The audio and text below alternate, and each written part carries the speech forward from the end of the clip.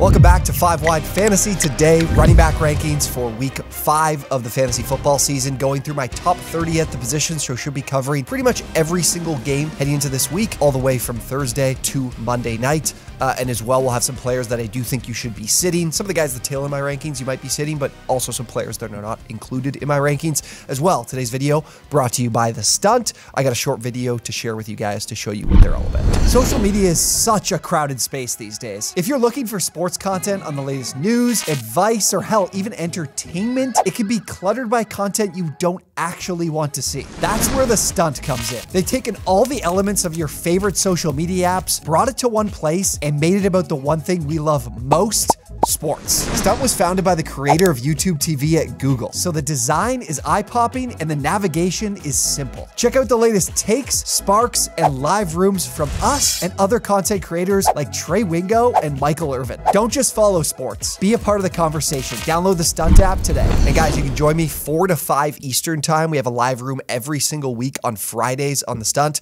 If you guys download the app, the link will be in the description as well. I'll put it in the pinned comments. Download the app, join us on the Stunt. I can answer all of your start-sit questions that you guys constantly have in the comments down below, and we can get to that, and you can chat live with me on there. Again, 4 to 5 Eastern, Fridays on the Stunt. The link to download is below in the description. My number 1 running back on the week, Christian McCaffrey. Nothing surprising here. I mean, this is a player that regardless of matchup, you are pretty confident that's going to produce, and this is technically the toughest one right now for McCaffrey. He's right now first going against the Cowboys defense that is first in fantasy points allowed to running backs. They're 12th in run defense grade, a top 10 unit in EPA against the run. So a tough matchup for McCaffrey, but in a competitive game, which I expect this game to be, he'll still be heavily utilized. You could see him in the receiving game as well. Deebo Samuel's status will still be up in the air heading into this one as well. That could definitely benefit McCaffrey if he isn't available. So very confident in him heading into this week. Bijan Robinson at 2, we saw really start to separate himself from Tyler Algier, which I think many of us expected. Matchup with Houston is a great one. 24th in fantasy points allowed. PFF does not love this team defensively against the run, dead last in run defense grade. So definitely a great matchup for Bijan. My RB3 on the week, Devon Achane. He's going against the Giants, a great matchup. 26th in fantasy points allowed. The Giants are. Pretty much everybody has been able to find the end zone against this team. I don't think it'll be any different for the Dolphins. And Achane's usage last week started to overtake Mostert. So I do expect him to have a massive week and the usage to be pretty solid here in a matchup they should be leading for most of the game against the Giants defense that's given up a ton of rushing touchdowns too. Expect him to find the end zone for sure. Derrick Henry comes in at number 4. Henry's a player that I think I'm going to find in this kind of range a lot. The Colts aren't necessarily a really tough matchup, but I do think they have a solid run defense. They're 7th in EPA per opponent rush attempt, but 22nd in fantasy points allowed.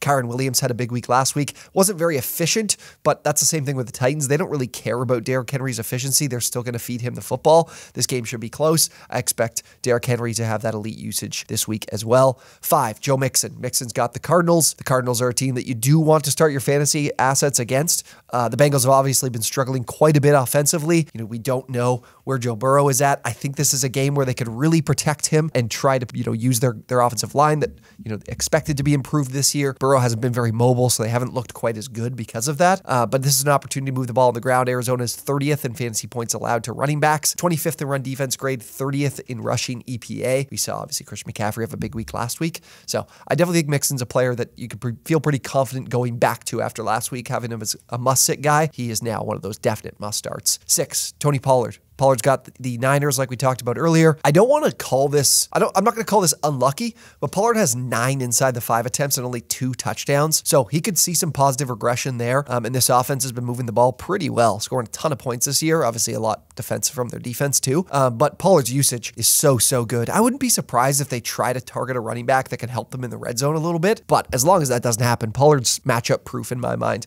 The Niners are a good run defense with the unit that they have. I think everybody knows that. But this should be a game with Dallas's offensive line that they should still be able to find some efficient ways to move the ball on the ground and not completely rely on Dak Prescott's arm in this one. 7, Josh Jacobs. No, it's a guy we talked about as a potential sell high from last week. Good matchup though against the Packers. An opportunity. We don't really know what's going on with the quarterback position quite yet because I'm filming this thing on Wednesday. Haven't heard too much news on Jimmy Garoppolo, but Green Bay 28th in fantasy points allowed to running backs. We saw a big week from David Montgomery last week too. 27th in EPA against the run, so definitely one where you want to be starting your running backs. Jacobs should see some good volume here. 8, David Montgomery, who we just talked about. We know that Carolina has been a team that's really struggled against the run so far this year. A lot of teams taking advantage of that. They're not really focused on the pass game too much. They're running the football quite a bit. 29th in fantasy points allowed to running backs, 27th in EPA against the run. Or is it 27th? No, 24th in EPA against the run.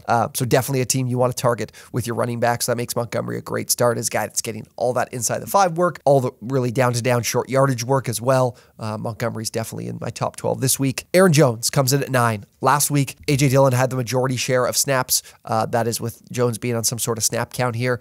A.J. Dillon has been absolutely terrible. So I do think Jones will assume his role and be pretty good in it here against the Raiders. The Raiders are 19th in EPA against the run, 20th in fantasy points allowed to running backs. So definitely a pretty solid matchup here, and one that I expect the Packers to be far more competitive in than they were last week against the Lions, and a game I would expect them to win as well. So feel confident with Jones this week. 10, Travis Etienne. Etienne's got Buffalo. Obviously another London game here for the Jags, staying overseas here for this one. And I do think that this is a matchup that Buffalo has not been great against the run, I will say. Have been pretty mediocre, if not for, PFF has them 21st grade in run defense. And then we've got 19th in fantasy points allowed. So not one to be too scared of for Jacksonville. And Etienne's usage is really solid. If another week without Zay Jones would help him in the receiving game too. So this should be a competitive matchup where Etienne should see his fair share of usage as well. 11, Brian Robinson. Robinson went from being a guy I was absolutely sitting last week to now fully entrenched into my top 12. A matchup with Chicago can certainly do that on Thursday. 31st in fantasy points allowed, 2 wide receivers, and then where are they as well? Not quite as bad. 20th in run defense grade, 14th in EPA. So I don't think Chicago's that bad of a run defense. I just think, of course, this is a bad team that's down, or that's trailing in a lot of games. So teams can run the football and run the football pretty effectively doing so. So I do think that Robinson is that guy for the Commanders. When they're in more neutral game scripts, they really love to utilize him. And when they're trailing, they don't like to utilize him as much. So this is an opportunity for a game script to be in a favorable one and get Brian Robinson probably, I would expect, like in that 16 to 18 touches range, and obviously the potential to find the end zone against this Bears defense has given up a lot of points. Rounding out the top 12, I do think Saquon Barkley will be back this week. I'm tempered a little bit just in case he doesn't. If we get the knowledge on like Thursday that he's going to be playing, I'd probably move him up at least 3 or 4 spots in my rankings, because I know this is a bad matchup because the Dolphins might just railroad this team and beat them by 40, like a lot of teams have done to the Giants this year. But Miami's been pretty brutal against the run. 25th in fantasy points allowed, 18th in run defense grade, 31st in EPA per opponent rush attempt. So I do think this is a good matchup for Barkley when he is back. I know, obviously, if he's back, I wouldn't expect him to be 100% with that high ankle sprain, but I think this is the week he'll be back. So I do like him in this one. Moving into my RB2s for the week, DeAndre Swift is my RB13 against the Los Angeles Rams. Now, this is a matchup that is still pretty solid. I do expect the Eagles to win this game. I think the Rams have played really, really well, though. And surprisingly, they've been a pretty solid defense. Obviously, led by Aaron Donald, can definitely help them in the trenches there and against the run. The Eagles have a fantastic offensive line to be able to move the football just about anybody, but we did see them struggle a little bit running the football against the Commanders, who do have a good run front, and I did see Kenny Gainwell get a good amount of touches too, so it's going to be a little bit more tempered expectations for Swift heading into this week. Still definitely a guy you want to start. The Rams are about middle of the league and everything, 14th in fantasy points allowed to running back, so not a matchup to be too scared of. 14, Isaiah Pacheco. The Vikings are a good run defense. The way that they're built out with Brian Flores, love to blitz, the box is stacked a lot, it makes it tough to run efficiently, but Pacheco's usage is really, really solid, like across the board in the receiving game and in the rushing game. So I'm feeling pretty good about him on a week-to-week basis. He'll definitely be in this area of my rankings pretty often. Minnesota 9th in fantasy points allowed to running backs. Not as respected in the other categories. They're more middle of the road there, but it is a game here where Kansas City should score a lot of points, have a lot of scoring opportunities, and Pacheco should be the guy there. So definitely feel pretty confident in starting him this week. 15, James Conner. Cardinals have been a feisty group, so I think they can stay in this game against a Bengals team that's looked pretty bad, very banged up with Joe Burrow, who's certainly not looking like himself. So this game could be pretty close, especially with the Cardinals being at home in this one as well. Cincinnati hasn't been great against the run, 26th in EPA per opponent rush attempt, 21st in fantasy points allowed to running backs. So a pretty solid opportunity here for Conner to bounce back after the matchup with the Niners last week. 16, James Cook. That Jacksonville matchup, a tough one for running backs, 10th in fantasy points allowed. We saw Bijan Robinson on Sunday morning have some pretty good success, but like down to down, he broke a couple explosive plays. Down to down, it's really tough to run the ball against this Jaguars team. Cook is, I'm frustrated with Latavius Murray's usage because he ran more routes than him last week, and I don't know if that was just blowout factor, but Cook's not going to get these inside the 5 opportunities. Those are going to Latavius Murray. Cook is by far the team's most efficient runner. It's not close. He's been one of the most efficient runners in the league. Came off of a pretty rough week last week against the Dolphins defense, but that was a game script where they kind of knew they were going to be running the ball because of that lead. Here we have a game more neutral. You know, Jacksonville is a team that's I think is definitely good against the run, but not one of the best in the league. So I do expect Cook to be pretty solid for you. And he's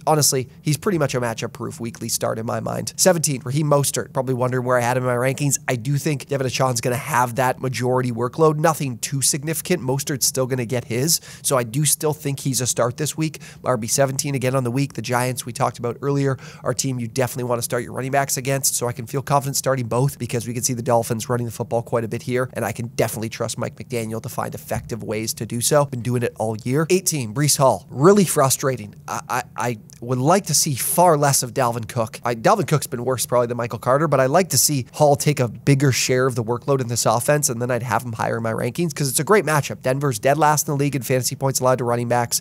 They're bottom 3 both in run defense grade and EPA against the run, but Hall's usage just hasn't been there, and I can't keep expecting it to happen. Great matchup. I would start him this week. I just wouldn't expect to get a top 12 week from him. He's more in that back half RB2 range for me. 19, Kyren Williams. I'm expecting probably some of you to be wondering where he's at in my rankings. Look, Philadelphia is a team you just are not looking to play your running backs against. Second in fantasy points allowed to running backs, first in run defense grade, second in rushing EPA. They'll still get the ball to Williams quite a bit.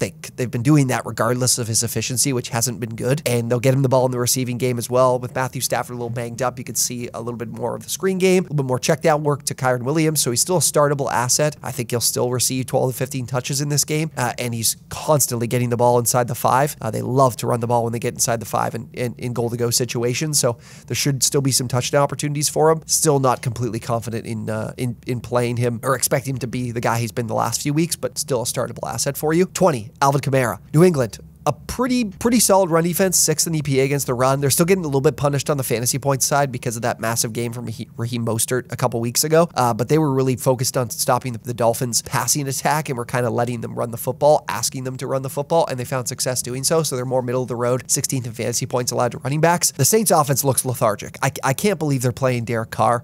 I've said this a few times. I honestly think that Jameis Winston, that back injury from a couple years ago, is like, I think there's some dirt on the Saints that they're just going to keep paying him, but they're not going to play him, and they're just running Derek Carr out there who can't do what he's done for the majority of his career, which is throw the ball downfield a ton. So Alvin Kamara benefits from that, but we saw last week 13 receptions turned into only 33 yards. So I don't love Kamara between the tackles. He hasn't been good for the last couple of years running the football, but his receiving work should keep him elevated as a solid RB2 for you this week. 21, Gus Edwards. Got a road game in Pittsburgh. Edwards really separated himself last week from Justice Hill in his usage, which wasn't the case a couple of weeks ago when Hill was active. But Steelers are a good team to run the football against, 27th in fantasy points allowed to running backs this season. So feel pretty good about Edwards, especially with the status of Rashad Bateman and Odell Beckham Jr. up in the air. Running the football will definitely be an effective way to move the ball for this Ravens team. 22, Ramondre Stevenson. As bad as the Saints have been offensively, they've been better than they've been bad defensively, if that makes sense to you. 4th in fantasy points allowed to running backs.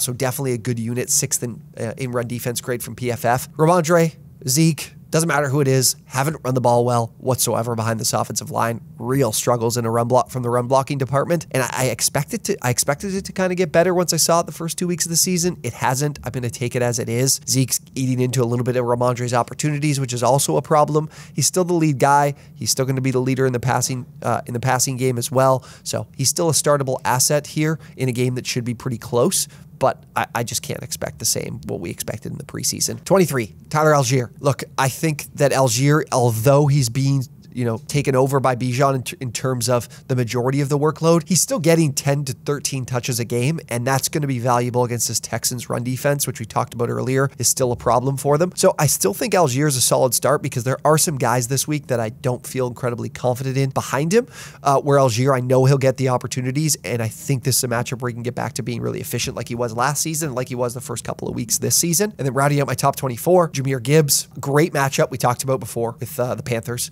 team that that everybody is running the football effectively on. Every opponent has done it. We saw the Vikings do it. The Seahawks do it the last couple of weeks. We saw the Saints do it as well, finding the end zone a few times. So I do feel good about Gibbs. Again, this is what good is about Gibbs. This is a top 24 back. You got to reset the standard here for this guy. The usage that you expected, the opportunity you expected is not what is materializing for this team. David Montgomery is going to get the football the majority of the time, but when Gibbs gets his opportunities, I expect him to be pretty efficient here with a good matchup. Rounding out the top 30 with some flex options for you or some guys I still feel like you can start this week. Dameon Pierce. The Falcons are a legitimate run defense. I'm going to definitely be respecting them moving forward. We saw what they did last week with Travis Etienne not having a big week. 4th in EPA against the run, 7th in fantasy points allowed to running backs. They've done a really solid job here with some of the additions they made in the offseason. It's definitely paid off. Pierce has just completely lacked efficiency, no matter the opponent. He gets the ball quite a bit, though. So in a game that I do think will be competitive, there should be enough volume for him to kind of sustain himself as an okay start this week. Just not one I'm terribly confident in, just with how good Atlanta's been against the run. 26, Alexander Mattison. We saw Cam Akers start to inch his way into the opportunities for this team. Kansas City, a game where it should be pretty high scoring, so Mattison will have some scoring opportunities. Some could go to Akers as well. We really don't know quite yet, but Mattison in a matchup with Kansas City, who's still a solid defense, but just a game I think Minnesota can score points in, so I could see him finding the end zone and kind of saving his week that way. 27, Najee Harris. I know we haven't talked about Harris, who had, the usage is still quite a bit in his favor over Jalen Warren. Baltimore, though, a really good run defense, one I definitely respect as well. 5th in EPA, 11th in fantasy points allowed to running backs, so tough sledding here for Harris, but with Kenny Pickett banged up, potential of Mitch Trubisky starting,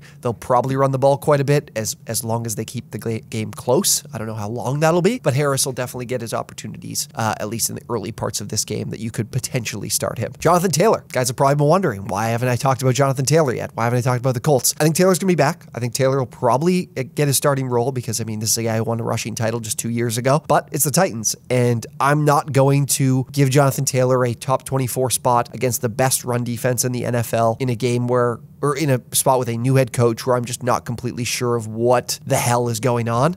So I still think you could take the shot on Taylor because the Colts do like to run the football quite a bit, and I don't think Moss is someone that they absolutely love. He's been great, but I don't think they absolutely love his talent, where Taylor's definitely a more talented back. But the matchup's just really, really tough that I don't want to start him, but I could see you wanting to just name alone. 29, Miles Sanders, another team I'm starting to respect when it comes to their defense and against the run. The Detroit Lions, 8th in fantasy points allowed to running backs, 7th in run defense grade, 11th in EPA against the run. Adding a guy like Jack Campbell, the linebacking group looks pretty good, and they've been really solid against the run this year. And Sanders, who was banged up last week, got a few less touches that Chuba Hubbard did on the ground, which was a little interesting to see, but I don't expect that to continue to be the case. So I don't love Sanders this week. He's probably someone I want to sit, but in terms of the other guys behind him, I feel more confident in him getting usage at least than I am some of these others. 30, rounding out the top 30, Khalil Herbert. Washington, good run defense. We saw DeAndre Swift and Kenny Gainwell struggle from an efficiency perspective last week. Probably still be the case. The Bears are pretty big underdogs in this one, but Herbert surprisingly took most of the opportunities in this one.